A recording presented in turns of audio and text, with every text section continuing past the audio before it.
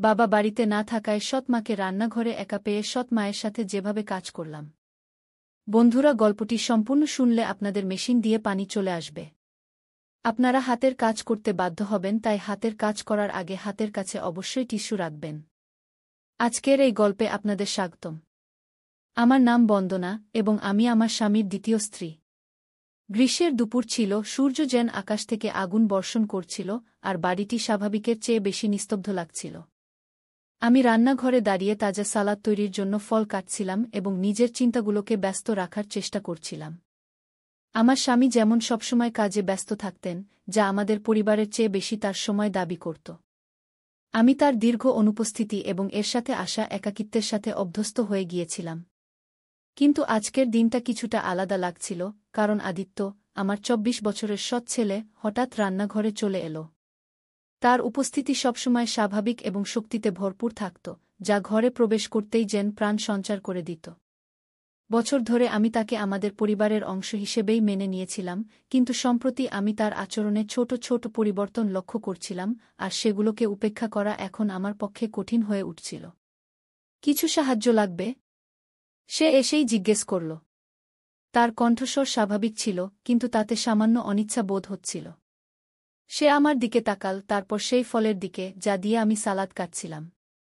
আমি তখন কোনো কথা না বলে সালাদ কাটতে থাকলাম, আর তার দৃষ্টি এক পলকের জন্য আমার উপর আটকে গেল। আমি হাসতে হাসতে তাকে একটি ছুরি দিলাম এবং বললাম, শোনো বেটা, তুমি কি সালাদ কাটতে আমাকে সাহায্য করতে পারো? সে তৎক্ষণাৎ মাথা নেড়ে সম্মতি জানিয়ে আমার পাশে এসে দাঁড়াল এবং কাটতে শুরু করল। শুরুতে তার হাত স্থির ছিল, কিন্তু সময় যেতে যেতে আমি লক্ষ্য করলাম তার মুঠোতে সামান্য কাঁপুনি ছিল। একবার আমি একটি বাটি নেওয়ার জন্য হাত বাড়ালে আমাদের হাত পরস্পর স্পর্শ করল। সে এক মুহূর্তের জন্য থেমে গেল, তারপর দ্রুত পিছিয়ে গেল। এরপর ক্ষমা চেয়ে কিছু অস্পষ্ট কথা বলল, যার উপর আমি মৃদু স্বরে বললাম, কিছু হয়নি, যেন কিছুই ঘটেনি। কিন্তু ভেতরে ভেতরে আমি তার প্রতি বাড়তে থাকা আকর্ষণের সংকেতগুলোকে উপেক্ষা করতে পারছিলাম না। কাজ করার সময় আমি তাকে বারবার আমার দিকে তাকাতে দেখলাম। তার চোখ প্রতিবার আমার দিকে তাকানোর পর দ্রুত অন্য দিকে ঘুরে যেত। এটি অত্যন্ত সূক্ষ্ম, প্রায় নেই বললেই চলে, কিন্তু তা সত্ত্বেও সেখানে একটি অনিচ্ছা, একটি টান ছিল যা আমি আগে কখনো অনুভব করিনি। ঘরটি যেন হঠাৎ ছোট হয়ে গিয়েছিল আর বাতাস ভারী হয়ে উঠছিল। মনে হচ্ছে সব প্রস্তুত হয়ে গেছে, আমি নীরবতা ভেঙে বললাম এবং সালাদটি টেবিলে রেখে দিলাম। আদিত্য মাথা নাড়ল, তার মুখমণ্ডল সামান্য লাল হয়ে উঠেছিল, যেন কোনো অদ্ভুত বিষয়ে লজ্জা পাচ্ছে বা এমন কিছু গুরুত্বপূর্ণ ভাবছে যা সে বুঝতে পারছিল না। সে কিছুক্ষণ সেখানেই দাঁড়িয়ে রইল, প্রয়োজনের চেয়ে বেশি সময়, তারপর বলল, আমাকে একটি কল করতে হবে, এ বলে ঘর থেকে বেরিয়ে গেল। আমি সেখানে দাঁড়িয়ে খালি দরজার দিকে তাকিয়ে আমাদের মধ্যে হওয়া কথোপকথনটি মনে মনে বারবার ঘুরিয়ে দেখছিলাম। তারপর আমি নিজেকে বোঝালাম যে এটি কিছুই নয়, শুধু একটি ক্ষণিকের মুহূর্ত। আদিত্য একটি যুবক, হয়তো অন্য কোনো কারণে ঘাবড়ে গিয়েছিল বা লজ্জা পেয়েছিল। কিন্তু ভেতরে আমি জানতাম যে ব্যাপারটি তার চেয়ে অনেক গভীর ছিল। তার দৃষ্টি, অনিচ্ছাকৃত স্পর্শ এবং তার কণ্ঠের কাঁপুনি, এগুলো সবই যেন ইচ্ছাকৃত ছিল, যদিও তার উদ্দেশ্য তা নাও হতে পারে। সেই সন্ধ্যায় যখন আমি সোফায় বসে আমার স্বামী ফিরে আসার অপেক্ষা করছিলাম, তখন আমি এই অনুভূতিকে ঝেড়ে ফেলতে পারছিলাম না যে আদিত্য আর আমার মধ্যে কিছু পরিবর্তন হয়েছে। এটি সূক্ষ্ম ছিল, যেমন একটি ছায়া যা দৃষ্টির আড়ালে চলে যাচ্ছে, কিন্তু তবুও এটি সেখানে ছিল। এবং তখন, যতই চেষ্টা করি না কেন, আমি এটি উপেক্ষা করতে পারছিলাম না। পরের দিনগুলোতে সবকিছুই আমার কাছে অদ্ভুত লাগতে শুরু করল, যেন আদিত্য আর আমার মধ্যে একটি অদৃশ্য রেখা টানা হয়েছে, যদিও আমরা দুজনেই এটি নিয়ে কোনো কথা বলিনি। এখন সে বাড়িতে বেশি সময় কাটাতে শুরু করেছিল, আমাকে কাজে সাহায্য করার প্রস্তাব দিচ্ছিল, যেগুলোতে আগে সে কখনোই সামান্যতম আগ্রহ দেখায়নি। শুরুতে আমি এটিকে গুরুত্ব দিইনি, কিন্তু শীঘ্রই এটি স্পষ্ট হয়ে গেল যে তার উপস্থিতি কেবল কাকতালীয় ছিল না। একদিন আমি লিভিং রুমে কাপড় ভাঁজ করছিলাম, যখন আদিত্য ভিতরে এল। সে বেশি কিছু বলল না, শুধু সোফায় বসে টিভি চালু করল। আমি আমার কাজ চালিয়ে গেলাম, কিন্তু আমি তার দৃষ্টি অনুভব করতে পারছিলাম। যখনই সে মনে করত আমি তার দিকে তাকাচ্ছি না, সে আমাকে দেখতে শুরু করত। এটি আমাকে অস্বস্তিতে ফেলছিল, যদিও আমি তা প্রকাশ করতে দিইনি। মা, আপনি ব্যস্ত দেখাচ্ছেন, কিছুক্ষণ পর সে নরম স্বরে বলল। তার কণ্ঠস্বর স্বাভাবিক ছিল, কিন্তু তার মুখমণ্ডল স্বাভাবিকের চেয়ে বেশি গম্ভীর লাগছিল। আমি তার দিকে না তাকিয়ে উত্তর দিলাম, শুধু বাড়ির কাজ সামলাচ্ছি। সে চুপ হয়ে গেল, এবং তার চুপি প্রয়োজনের চেয়ে বেশি দীর্ঘ হয়ে গেল। শেষ পর্যন্ত আমি তার দিকে তাকালাম এবং আমাদের চোখে চোখ মিলে গেল।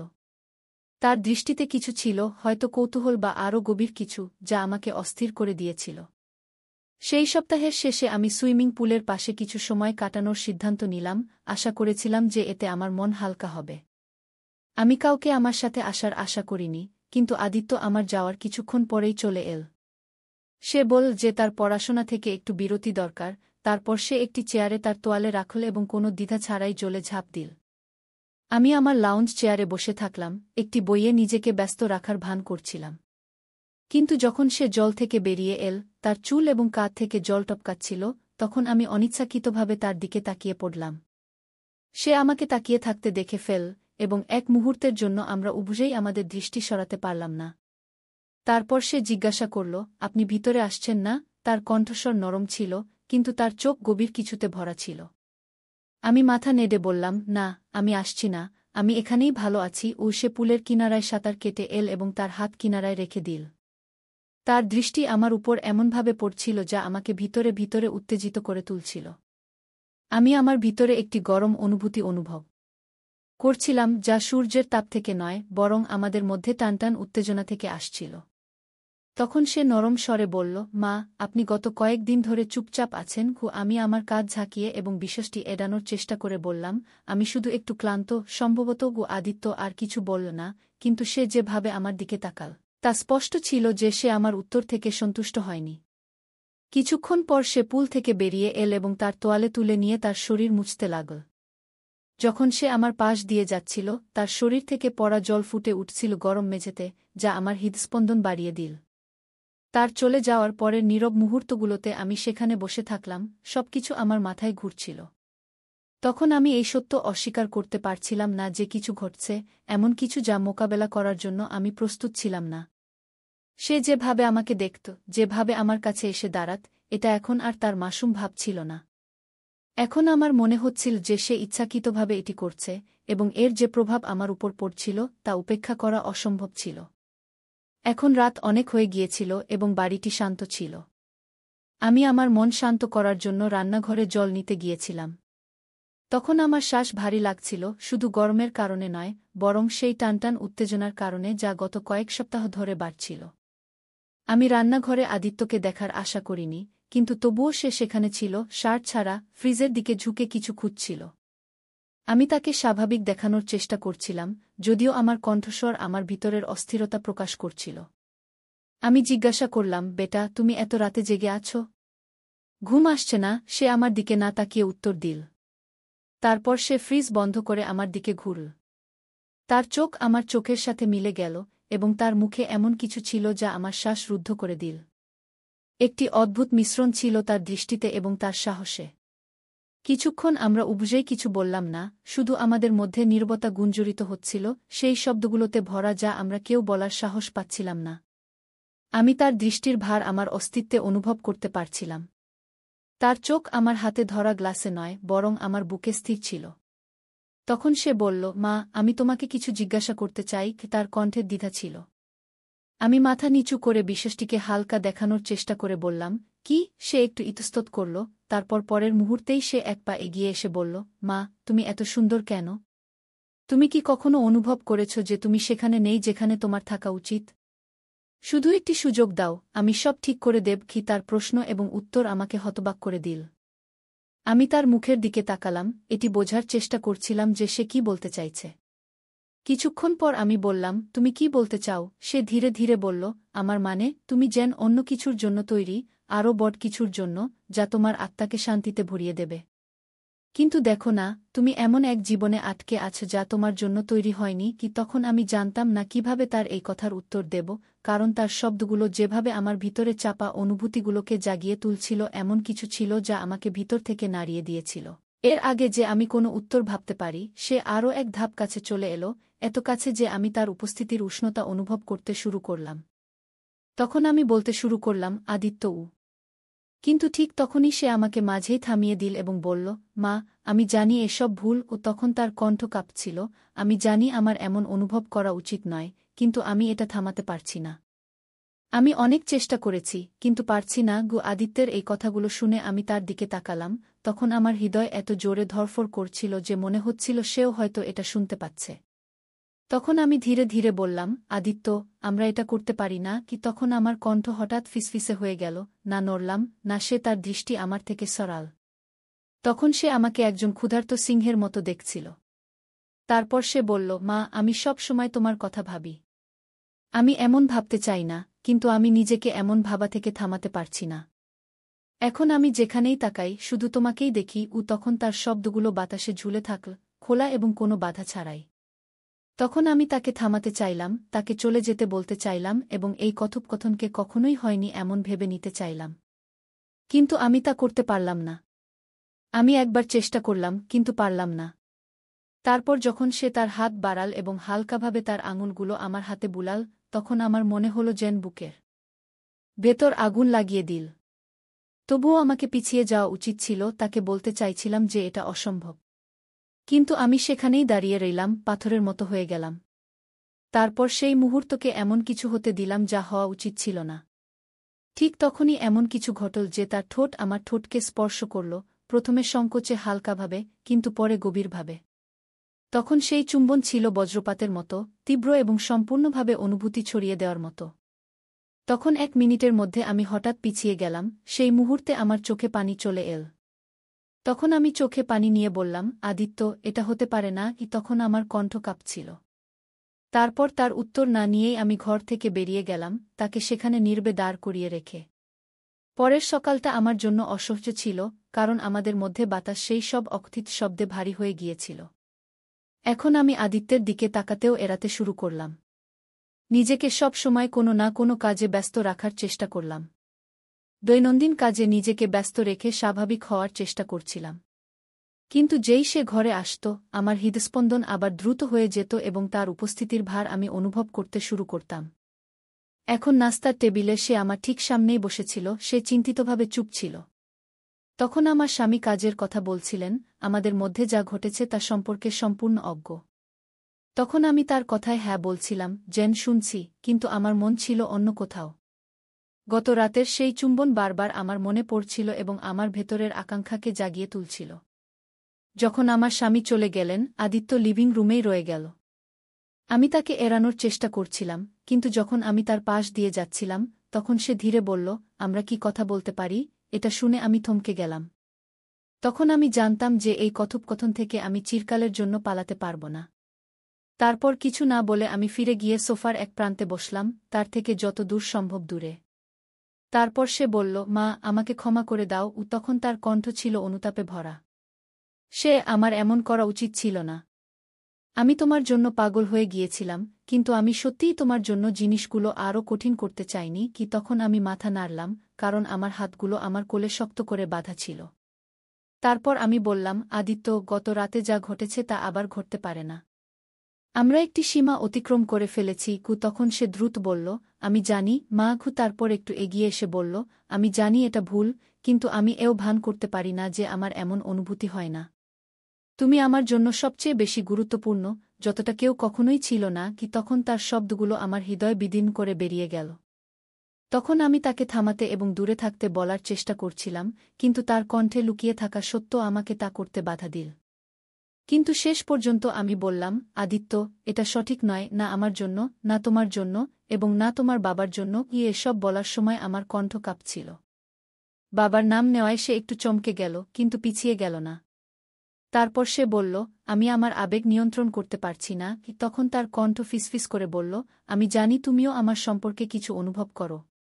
এটা বলো না যে তুমি কিছুই অনুভব করো না কি? তখন আমাদের মধ্যে সত্যের বোঝা ভারী হয়ে উঠল। এটা হয়ে গিয়েছিল, আমি এখন আর তাকে মিথ্যা বলতে পারছিলাম না। তখনই আমি আমার ভেতরে কিছু অনুভব করলাম, এমন কিছু যা আমি বুঝতে পারছিলাম না বা সহ্য করতে পারছিলাম না। কিন্তু এর মানে এই নয় যে সেটা সত্য ছিল। তখন আমি দুভাবে বললাম, আদিত্য, আমরা যা কিছু অনুভব করছি তার কোনো অর্থ নেই। যদিও আমার কণ্ঠ কাঁপছিল, তবুও বললাম, আমাদের এটা এখানেই থামাতে হবে। আদিত্য বলল, আমরা এটা করতে পারি না কি? তখন সে আমার দিকে তাকাল এবং একটি বেদনার সঙ্গে আমাকে দেখতে লাগল। আমি তাকে আঘাত দিতে চাইনি, আমি তাকে সব বলতে চেয়েছিলাম যে তুমিই সেই মানুষ যে আমাকে এমন অনুভব করিয়েছে। তখন আমি এই ভান করতে পারছিলাম না যে এসব সত্য নয়, বরং কিছুই বলতে চাইনি। আমি উত্তর দেবার আগেই ব্যালকনিতে গাড়ি আসার শব্দ সেই মুহূর্তটি ভেঙে দিল। তখন আমার স্বামী দ্রুত বাড়ি ফিরে এসেছিল। আদিত্য আর আমি উদ্বেগভরা দৃষ্টিতে একে অপরের দিকে তাকালাম, এবং সে দ্রুত উঠে গেল এবং কিছু না বলে তার ঘরে চলে গেল। যেই আমি তাকে শেষবারের মতো যেতে দেখলাম, আমার বুকের ভেতর একটি অদ্ভুত ব্যথা উঠল যা আমি বুঝতে পারছিলাম না। সীমানা ঝাপসা হয়ে গিয়েছিল, মর্যাদা ভেঙে গিয়েছিল, এবং কিছুই আগের মতো থাকবে না। আমার হৃদয় অপরাধ, জন্মগত বিশ্বাসভঙ্গতা এবং সেই অনুভূতির মধ্যে বিভক্ত হয়ে গিয়েছিল যার নাম দিতেও আমার সাহস হচ্ছিল না। এবং প্রথমবারের মতো আমি জানতাম না যে এখন আমি কি করব। যখন আমার স্বামী বাড়ির ভেতরে এল, আমি নিজেকে স্বাভাবিক দেখানোর চেষ্টা করলাম। তুমি তাড়াতাড়ি চলে এসেছ, আমি হাসির অভিনয় করে জিজ্ঞাসা করলাম। হ্যাঁ, অফিসে মিটিং ক্যান্সেল হয়ে গেছে, তিনি তার টাই ঢিলা করতে করতে বললেন। তারপর আমি দ্রুত রান্নাঘরে চলে গেলাম, কিছু করার চেষ্টায় যাতে আমার মুখের ভাব লুকানো যায়। কিন্তু আমার ভেতরের ঝড় থামার নাম নিচ্ছিল না। আদিত্য আর আমার মধ্যে যা ঘটেছিল তা আমার মাথায় ঘুরছিল। রাতের খাবার নীরবতায় কেটে গেল। আদিত্য তার ঘরে যাওয়ার পর থেকে বাইরে আসেনি, এবং আমিও তাকে ডাকার সাহস করিনি। আমার স্বামী যথারীতি কাজ এবং অফিসের কথা বলতে থাকলেন, কিন্তু আমার দুনিয়া আর আগের মতো ছিল না। পরের দিন সকালের পরিবেশ শীতল ছিল, কিন্তু আমার ভেতরের অস্থিরতা গরম ছিল। আমি আদিত্যের দিকে তাকানো এড়িয়ে চলছিলাম, কিন্তু যখন সে নাস্তার টেবিলে বসে আমাকে দেখল, তার চোখে সেই একই গভীরতা ছিল। তখনই সে হঠাৎ বলল, আজ আমি বন্ধুদের সঙ্গে বাইরে যাচ্ছি। এতে আমার স্বামী কিছু না ভেবেই উত্তর দিলেন, ভালো কথা। আদিত্যের বাইরে যাওয়া আমার জন্য স্বস্তির মতো ছিল। কয়েক ঘন্টার জন্য আমি নিজেকে শান্ত রাখার চেষ্টা করতে পারতাম, কিন্তু যেই সে বাইরে বেরোল, আমি অনুভব করলাম যে স্বস্তির জায়গা খালিপন নিয়ে নিয়েছে। এখন সন্ধ্যায় যখন আদিত্য ফিরে এল, আমি লিভিং রুমে একা বসেছিলাম। আমার স্বামী কোনো বন্ধুর সঙ্গে দেখা করতে গিয়েছিলেন, এবং বাড়িতে শুধু আমরা দুজনই ছিলাম। তখন আদিত্য সোজা আমার দিকে তাকিয়ে বলল, মা, এখন আমাদের কথা বলতে হবে। তার কণ্ঠ গম্ভীর ছিল। আমি গভীর শ্বাস নিয়ে তাকে বসার ইঙ্গিত দিলাম, তারপর বললাম, আদিত্য, যা ঘটেছে তা হওয়া উচিত ছিল না। এটা ভুল। আমাদের এখানেই থামাতে হবে। সে চুপ করে রইল, কিন্তু তার চোখ আমাকে পড়ছিল। কিছুক্ষণ পর শেষ পর্যন্ত বলল, আমি জানি এটা সঠিক নয়, কিন্তু আমি যা অনুভব করি তা মিথ্যা নয়। এবং আমার মনে হয় না তুমিও এটা অস্বীকার করতে পারো। আমি বললাম, আদিত্য, আমি তোমার বাবার স্ত্রী। আমাদের জীবন আলাদা। তোমাকে এটা বুঝতে হবে। সে গভীর শ্বাস নিয়ে বলল, আমি তোমাকে কখনো কোনো সমস্যা দেব না। আমি শুধু চাই তুমি জানো যে আমি তোমাকে কতটা ভালোবাসি। কিন্তু যদি তোমার জন্য এখানেই থামানো জরুরি হয়, আমি এটা বুঝতে পারি। তার কথাগুলো আমার হৃদয় ভেঙে দিল। আমি জানতাম সে সত্য বলছে, কিন্তু যে সত্য আমি অনুভব করছিলাম তা আমাদের জীবন ধ্বংস করতে পারত। এরপর কয়েক দিনের মধ্যে আদিত্য আমার থেকে দূরত্ব বজায় রাখা শুরু করল। সে বাড়িতে সময় কাটানো কমিয়ে দিল এবং বন্ধুদের সঙ্গে বেশি বাইরে থাকতে লাগল। আমাদের মধ্যকার নীরবতা এখন একটি সমঝোতায় পরিণত হয়েছিল। কয়েক সপ্তাহ পর সে ঘোষণা করল যে সে পড়াশোনার জন্য শহরের বাইরে যাচ্ছে। আমার স্বামী এটা শুনে খুশি প্রকাশ করলেন, কিন্তু আমার ভেতর একটি খালিপন বাসা বেঁধেছিল। যেদিন সে গেল, আমি আমার ঘরে একা বসেছিলাম। সে বাড়ি থেকে বেরোনোর আগে আমার কিছু বলল না, কিন্তু যখন আমি জানালা দিয়ে বাইরে তাকিয়েছিলাম, সে ফিরে তাকিয়ে আমার দিকে দেখল।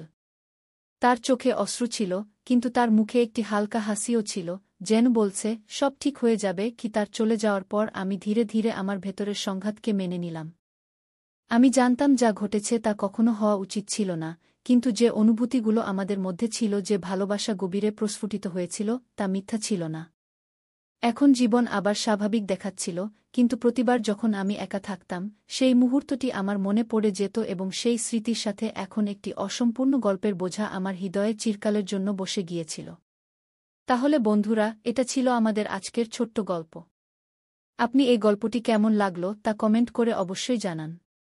আর যদি গল্পটি আপনার ভালো লেগে থাকে, তবে এটি লাইক করুন এবং আপনার বন্ধুদের সাথে শেয়ার করুন। এমনই রোমাঞ্চকর গল্পের জন্য আমাদের চ্যানেল সাবস্ক্রাইব করুন এবং বেল আইকন টিপতে ভুলবেন না, যাতে আপনি আমাদের কোনো গল্পই মিস না করেন। ধন্যবাদ।